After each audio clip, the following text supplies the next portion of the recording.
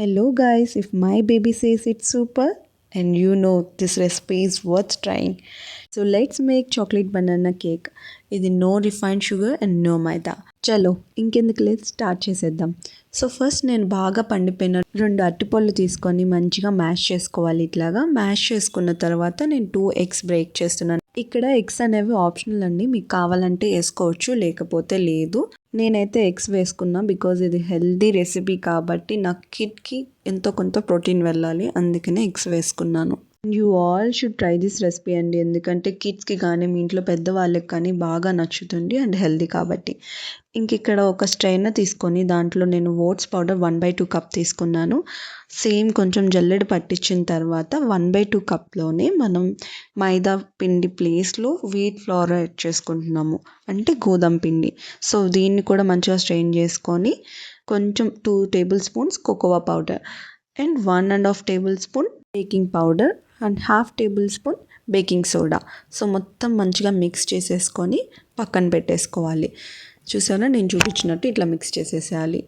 ఇంక ఇది పక్కన పెట్టేసిన తర్వాత ఒక చిన్న బౌల్లో నేను 2 టేబుల్ స్పూన్ బటర్ తీసుకొని మెల్ట్ చేసుకున్న తర్వాత ఒక 1 టేబుల్ స్పూన్ వెనిలా ఎక్స్ట్రాక్ట్ తీసుకొని ఆ మిక్స్ని మనం ఈ కేక్ బ్యాటర్లో వేసేసుకోవాలి. దాన్ని మళ్ళీ మంచిగా మిక్స్ చేసేసుకోవాలి.